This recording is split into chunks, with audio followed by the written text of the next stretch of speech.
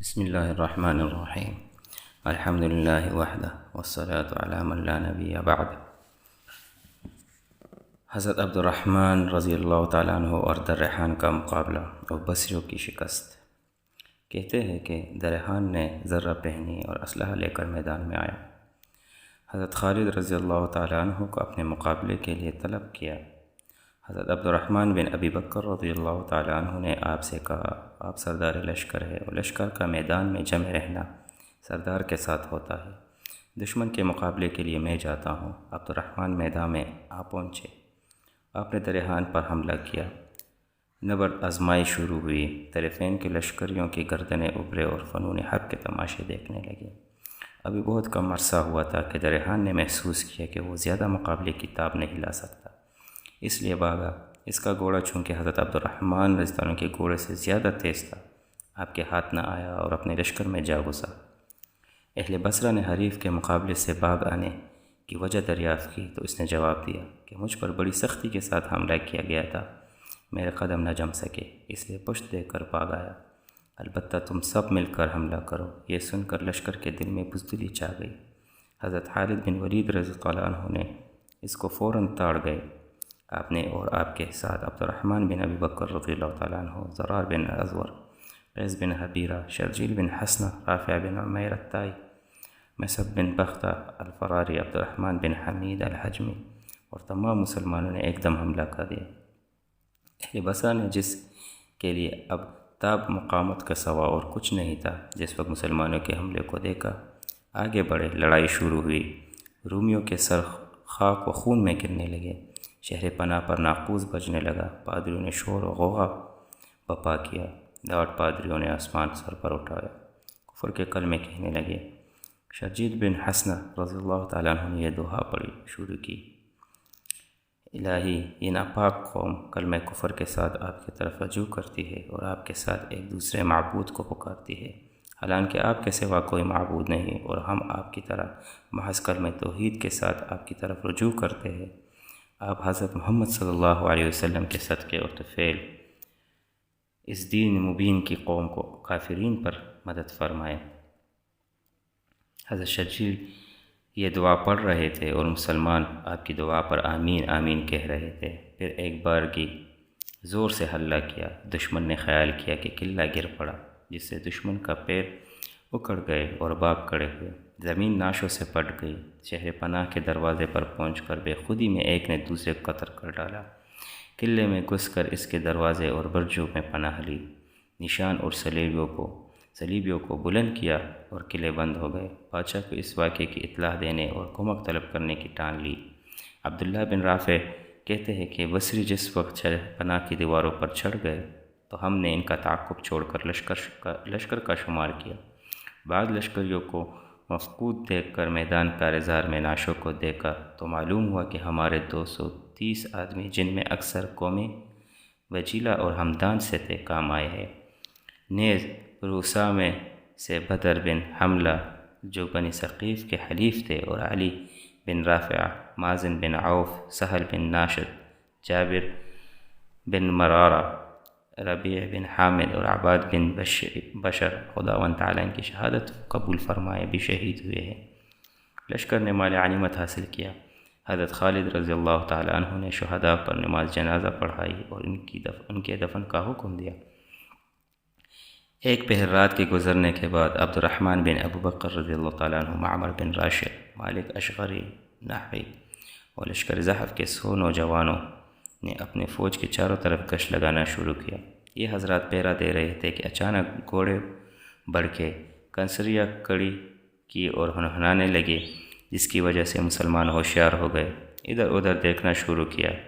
ایک کمبل پوش شخص آتا ہوا دکھائی دیا۔ حضرت عبد الرحمن اس کی طرف چپٹے اور چاہا کہ پکڑ لے، مگر اس نے کہا ذرا تحمل کیجیے، میں حاکم بصرہ ہوں۔ آپ نے اسے پکڑ کر حضرت خالد بن ولید رضی اللہ تعالیٰ عنہ کے آگے لا کھڑا کیا۔ حضرت خالد رضی اللہ عنہ نے اسے دیکھ کر پہچان لیا اور ہنسے۔ اس نے کہا، اے امیر، میری قوم نے مجھے دھتکار دیا اور کہا کہ گھر میں بیٹھ رہ ورنہ قتل کر دیا جائے گا۔ میں اپنے گھر میں بیٹھ رہا۔ میرا مکان شہر پناہ کے دیوار سے چونکہ بالکل متصل ہے۔ رات کی تاریکی میں اپنے اولاد اور صغیر سن بچوں سے ایک میں ایک کو محل کر آپ کے خدمت میں اس لیے حاضر ہوا ہوں کہ آپ میرے ساتھ اپنے چیدہ اور بھروسے کے چند جوان روانہ کر دے تاکہ وہ شہر پر قابض ہو جائے۔ آپ نے یہ سن کر سجدہ شکر ادا کیا اور حضرت عبد الرحمن بن ابی بکر رضی اللہ تعالیٰ عنہ کو حکم دیا کہ تم اپنی سرکردگی میں 100 نوجوان منتخب کر کے روموس کے ہمراہ چلے جاؤ۔ زرار بن ازور رضی اللہ تعالیٰ عنہ کہتے ہیں کہ جو سپاہی شہر میں داخل ہوئے تھے ان میں بھی تھا۔ جس وقت ہم روموس کے مقام پر پہنچے اس نے ہمارے واسطے خزانے کا دروازہ کھول دیا، اسلحہ تقسیم کی اور کہا رومیوں کا لباس پہن لو۔ ہم نے ان کا لباس پہن لیا اور شہر کے ہر 4 طرف 25 سوار کھڑے کر دیے۔ حضرت عبد الرحمن بن ابی بکر رضی اللہ تعالیٰ عنہ نے فرمایا جس وقت تم ہماری تکبیر کی آواز سنو فوراً تکبیر کہنا۔ زرار کہتے ہیں کہ ہمیں جن جن مقامات پر متعین کیا گیا تھا وہاں پہنچ کر ہم حملے کے لیے تیار کھڑے ہو گئے۔ واقعی رحمہ اللہ فرماتے ہیں کہ مجھے معتبر راویوں سے معلوم ہوتا ہے کہ حضرت عبد الرحمن بن ابی بکر رضی اللہ تعالیٰ عنہ نے اپنے دستے کے سواروں کو متعین کرنے کے بعد خود بھی زرہ پہنی اور روموس نے بھی ایک زرہ پہن کر حضرت عبد الرحمن رضی اللہ عنہ کی خدمت میں ایک تلوار پیش کی جس کو آپ نے اپنے اسلحہ اور لباس میں شامل کر لیا۔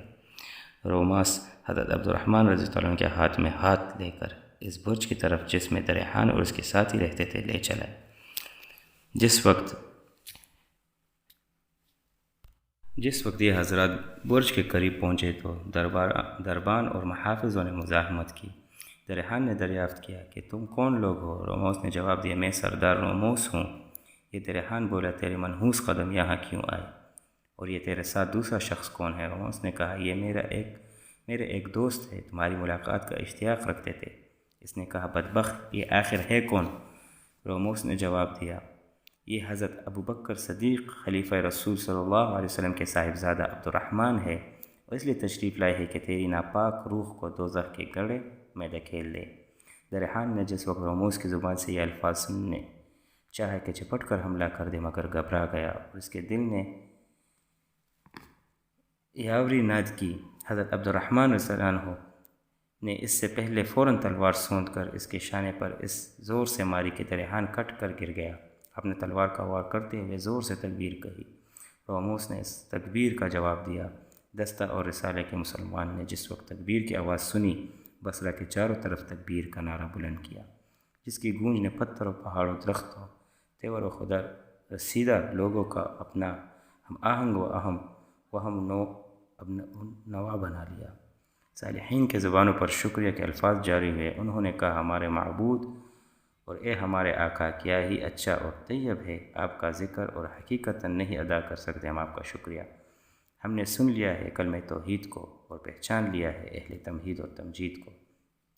کہتے ہیں کہ جس وقت مجاہدین کی تکبیروں سے اطراف بصرہ گونج اٹھا ان کی تلواروں نے رومیوں کا خون پینا شروع کیا تو حضرت خالد بن ولید رضی اللہ عنہ نے آپ کے فوج ظفر موج نے تکبیروں کی آواز پر لبیک کہی، شہر میں داخل ہو گئے۔ جس وقت اہل بصرہ نے اپنے شہر کو تلوار کے زور سے فتح ہوتا دیکھا تمام باشندگان نے شور واویلا کیا، عورتوں اور بچوں نے آہ و بکا، جوانوں نے نعرہ و فریاد شروع کی، امان امان کی آوازیں ہر 4 اطراف سے آنے لگی۔ حضرت خالد رضی اللہ تعالیٰ عنہ نے دریافت فرمایا کیا کہتے ہیں؟ روموس نے کہا کیا امان طلب کرتے ہیں؟ آپ نے فرمایا فوراً تلوار میان میں کر لی جائے۔ یہ سنتے ہی تلوار حمائل ہو گئی۔ صبح تمام اہل بصرہ آپ کی خدمت میں حاضر ہوئے اور عرض کیا کاش اگر ہم آپ کے ساتھ صلح کر لیتے تو اس حالت اور نوبت کو نہ پہنچتے۔ آپ نے فرمایا جو کچھ قسام ازل نے تقسیم کر دیا وہ بغیر ملے نہیں رہ سکتا، جو کچھ تقدیر میں لکھ دیا وہ بغیر ہوئے نہیں ٹل سکتا۔ اہل بصرہ نے پوچھا کہ آپ نے کس کی رہبری اور کون سے شخص کی مخبری سے ہمارے شہر کو فتح کیا؟ آپ کو روموس کا نام بتلاتے ہوئے شرم آئی مگر روموس نے فوراً کھڑے ہو کر کہا اللہ اور اس کے رسول کے دشمنوں، جس شخص نے اللہ تبارک و تعالیٰ کی مرضی حاصل کرنے اور تم سے جہاد فی سبیل اللہ کے لیے کام کیا وہ میں ہوں۔ انہوں نے روموس سے کہا کیا تو ہمارے مذہب میں نہیں رہا؟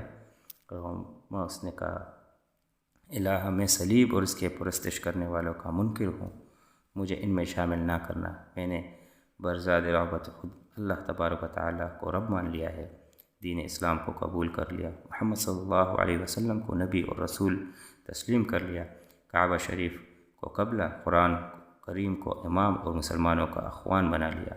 قوم یہ سن کر آگ بگولا ہو گئی۔ آپ شر کے شراروں سے روموس کو جھٹلانا چاہا۔ روموس نے اس کو تاڑ گئے اور حضرت خالد رضی اللہ عنہ سے کہنے لگے، میرا ارادہ ہے کہ میں اس جگہ قیام نہ کروں، بلکہ جہاں آپ تشریف لے جائے وہاں آپ کے ہمراہ چلوں۔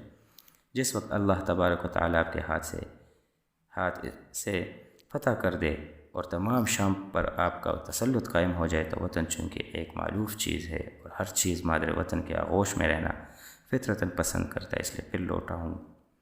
واغدی رحمہ اللہ کہتے ہیں کہ معمر بن سالم اپنے دادا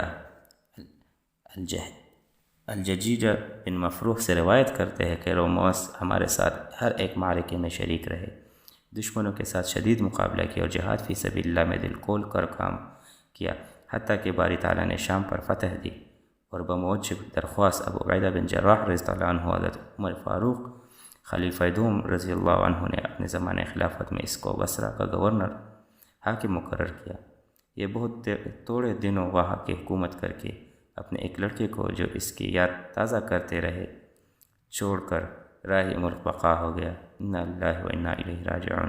کہتے ہیں کہ فتح کے بعد حضرت خالد بن ولید رضی اللہ عنہ چند شخصوں کو روموس کے مال و اسباب کے لیے کہ وہ شہر میں سے اٹھا کر یہاں لے آئے اور اس کام میں اس کا ہاتھ بٹائے مقرر کیا۔